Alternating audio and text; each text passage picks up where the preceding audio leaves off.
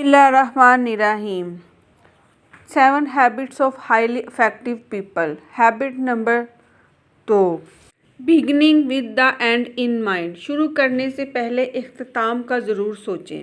Habit हमें बताती है कि हमें हमेशा गोल्स को याद रखकर स्टेप लेने चाहिए।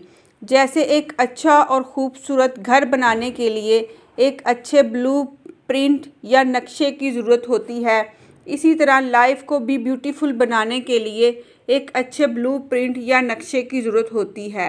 आप ज़रा इमेजिन करें कि आप एक जनाजे पर जाते हो और ये जनाजा दूसरे सभी जनाजों से अलग है।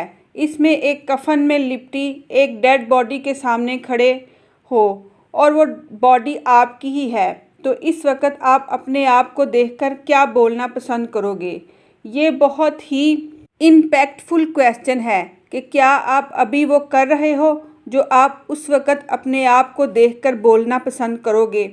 फ़र्ज़ करो आप चाहते हो लोग आपको एक अच्छे बेटे के तौर पर याद करें, तो क्या आप अभी तक एक अच्छे बेटे की तरह बिहेव कर रहे हो, या आप ऐसे इंसान की तरह याद रहना चाहो जिसने लाइफ में बहुत कुछ अचीव किया हो और सबकी मदद की हो? तो क्या आप अभी ऐसा कर रहे हो? अगर आप अपनी लाइफ में कुछ हासिल करना चाहते हो तो जितनी जल्दी हो सके उसके लिए काम करना शुरू कर दो।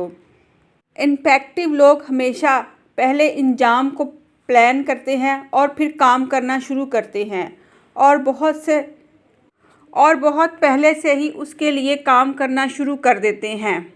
जैसे मिसाल के तौर पर अगर आप जिम जाना चाहते हैं तो पहले आप इसके एंड को सोचेंगे कि मुझे इससे क्या हासिल होगा, मेरी सेहत अच्छी होगी और मैं जिस्मानी तौर पर फिट रहूँगा। मिसाल के तौर पर मैं अगर एक ड्रेस बनाऊँ तो मुझे अपने जहन में ये इमेजिन करना चाहिए कि मेरे ऊपर किस तरह का ड्रेस अच्छा लगेगा, क्या ये कलर भी मेरे ऊपर अच्छा लगेगा और इसका डिज़ाइन भी मेरे ऊपर अच्छा लगेगा।